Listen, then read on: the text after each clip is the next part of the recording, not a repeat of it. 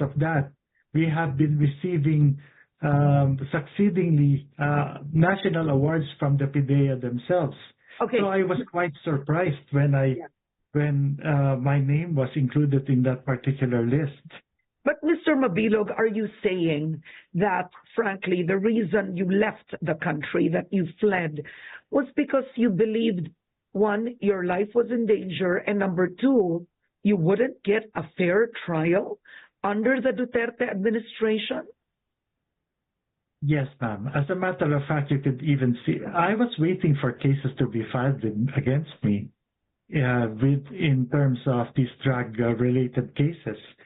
And till now, there's none because they have nothing against me.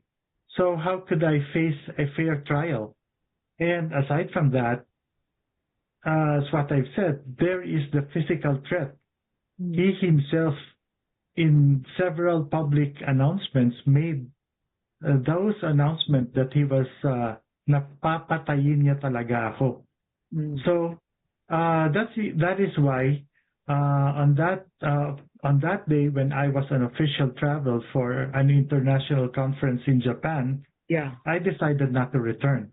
I'm going to ask you about you leaving the country in detail later on, but just to go back to the case. So the ombudsman found you guilty of a serious dishonesty. And in 2021, the Court of Appeals dismissed the administrative complaint against you and cleared you of the charges, right? So in 2021, somebody might be asking, why didn't you come back then? You were already cleared by the Court of Appeals. In 2021, well, there is this fear of my life and of my family, ma'am, because after God, it's my family that matters most.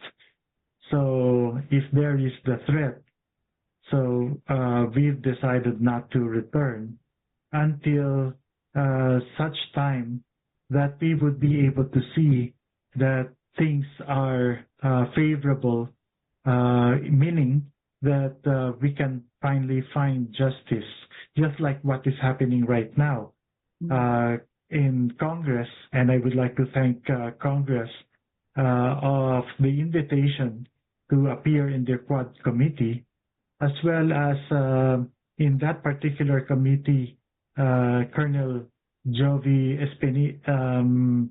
Espindido has been spilling out the beans. So this would only show that the government, the present government under the Marcos administration, have been showing that fairness and that it's giving us the opportunity to be able to come back, to return to the Philippines and to be able to defend ourselves and clear our names. Okay, so now let's go to 2017. You were in a speaking engagement in Japan and you have decided not to come back to the country. You have been away for 7 years. Clearly, you are overstaying. Are you willing to state right now on Head Start which country took you in? Nasaan po ba kayo nitong nakaraang 7 taon, sir? Right now, we are in the United States of America. So what is the status? Are you overstaying in the United States? Did the U.S. grant you asylum? Did they allow you to stay there for 7 years? Please explain. Yes, ma'am. They have granted us asylum and they are allowing us to stay here for as long as we want under that status. So the United States granted you political asylum. What did that mean to you? That seems to mean that the U.S. feels you are politically harassed in the Philippines and your charges were somehow baseless. Why? On what grounds would they grant you political asylum? That is very true because what actually happened is not a secret. Everybody knows it, that what happened in the Philippines during the Duterte administration that there were a lot of threats, there were persecutions, there were a lot of deaths. Marami pong namamatay ng walang basehan. So with this, we are very thankful with the United States government for granting us asylum. So we are just staying here until such time that, again, we see that we have the opportunity to be able to come back home and to defend myself and my name from these false accusations. You were in Japan for a speaking engagement. What happened, sir? From Japan, did you fly to the U.S. directly? Oh, yes. What happened was we did that. Yes, ma'am. Oh, with your family, Mr. Mabilog, or by yourself? With my family. What happened then was at that particular day, my family flew from Iloilo to Manila and Manila to Japan, and together we flew to the United States. And when you flew to the United States, you first flew as a tourist, or did you already apply for political asylum with the U.S. when you were still in Japan? No, we flew first to the United States, then we applied for asylum. Okay. And when you applied for political asylum, take us through the process. Did the U.S. do their own investigation on your person? Because to a degree, with the U.S. granting you political asylum, and to think former President Duterte was in office then, it means they somehow believed you, that you were not a drug trafficker or a drug protector. What was it like, that process? The United States has very strict laws with regards to drugs, and they would never coddle a drug protector or anybody involved in drugs. So the U.S. granting us political asylum really had to investigate, the U.S. government, and see the true facts of the situation. And therefore, seeing that there were threats to our life, and seeing that we were innocent of these, I was innocent of these charges, that is, therefore, I assumed that the reason why they granted the asylum is for the protection of our lives, of my life, from in danger, from death, from the death threats being done by Duterte and his administration. Okay. Now, Mr. Mabilog, you talked about your home in Iloilo. You said it wasn't a palace. It's in a 200 square meter property. And yet you were in the United States right now for 7 years. I'm assuming you're not working. Are you allowed to work there? No, I'm not working, ma'am. Yeah. So you're not working. So how are you supporting your family in the last 7 years, sir? Do you have Filipinos supporting you? Is the U.S. supporting you? My wife is a dual citizen. So she's Filipino and she's a Canadian citizen. So she has been working and she has been providing for the family not only for the last 7 years, but even when I was still mayor. The salary of mayor is not enough to, to support the needs of the family. And I am grateful to have a very supportive and loving wife, Marivic, for financially, for looking for a job and financially supporting us. Okay. My daughter is now working, and our son is still in school. Okay. So just very quickly, before we move on to the hearings in the Quad Committee, did you feel safer in the U.S. immediately, or were there moments that you actually still feared for your life? Because considering that there were these charges against you in the Philippines by the former president, who was quite popular then and very powerful, that would be like, it would be like walking around with a shadow. Exactly. Initially, that is what has happened. But knowing that we were granted asylum, that means that we have the protection of the government, of the U.S. government in terms of the threats. And when we were granted asylum, we were informed that anytime that we feel that we are threatened, we can call a particular number or a police or the police to protect us. So indeed, it is a lot safer. Okay. Now, in the recent Quad Committee hearing, and this is why you and I are talking today, is Representative Baronda wants to invite you to speak on the hearing. You have Lieutenant Colonel Espinido, who testified that he received direct orders from President Duterte and De La Rosa to direct the war on drugs in Leyte and then Iloilo, right? So he gave several quotes that were quite revealing. Ang tanong ko, ano po ba ang ibubulgar ninyo pagdating nyo sa committee hearing? I'll just state po what is the truth and what are the facts. The truth is that Iloilo City is not the most shabulized country. Iloilo City has been very active in the fight against illegal drugs. Even since in the beginning, from 2010 when I became mayor until I left, that I am not involved at anything at all with regards to protecting or anything about illegal drugs. I don't even smoke and things like that. I've never tasted any illegal drug in my life.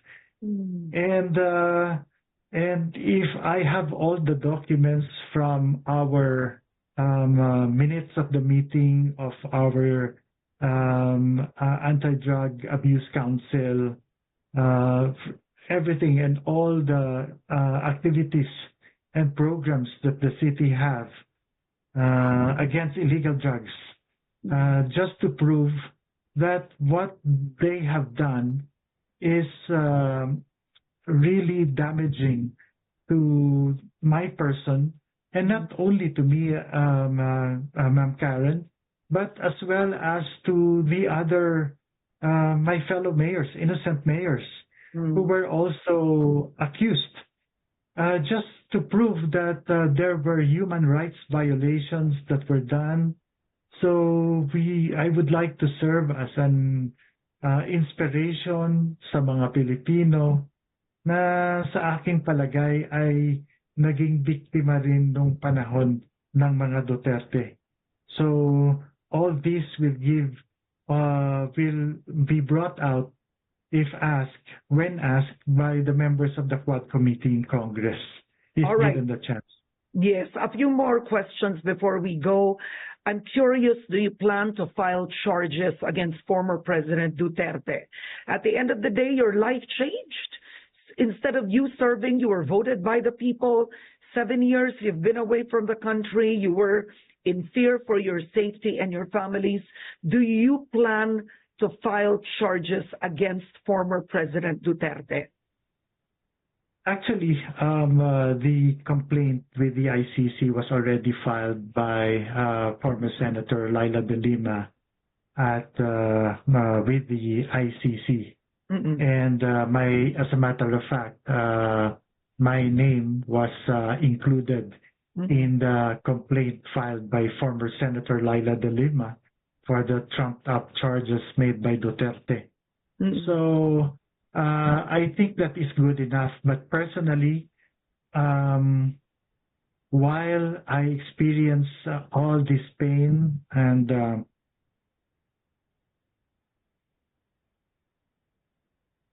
this persecution,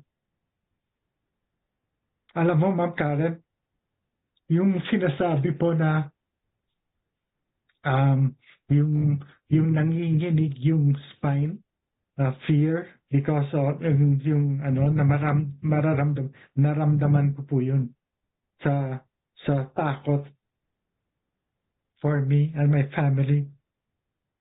But as a true Christian po, I forgive him because they say po that God always works for the best of um, his plans are always best for you. So I would say po that these 7 years has given me time or exclusive time for my family. I cook for them. I tend to my kids. I bring them to school. I sleep with my wife the same bed for the last 7 years that I never had a chance while I was in public service. What I mean is that I was so busy, like 5 in the morning. I leave the house already before, and then I would return at 1 in the morning when I'm tired. But now I was able to experience us together being a family for the last 7 years, and that is the most beautiful thing that ever happened to me and my family. And in looking at the brighter side, despite of undergoing this suffering, I'm still grateful to God for bringing me here and making me experience this. But with regards to the case, no more na siguro. I just want peace. But the ICC case is already enough for him and for his whoever is responsible for these human rights violations. If I always believe in justice, that they will have to pay for whatever wrong they have done, and they have to face the consequences of their actions. Karen. All right. Wow, that was, thank you for opening up like that. But what's surprising is the fact that the ICC case is enough for you, and you don't want justice for yourself. You're not even going to file a case against Duterte. You won't do that anymore. Personally, ma'am, right now, I haven't talked to my very strong-willed wife and about this yet. But personally, I just want to live in peace, my peace. But who knows, po? I still have to consult my lawyers as well. So right. I still don't know what to do about that matter. Do you believe the former president deserves to be in jail? If I think right now, even if he's not physically in jail, within where he is right now and his situation, I think that is good enough.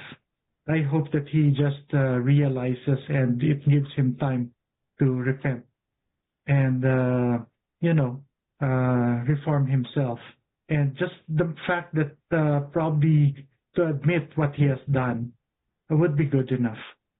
All right. Just two more questions. I think this is important because your return to the Philippines might be politicized.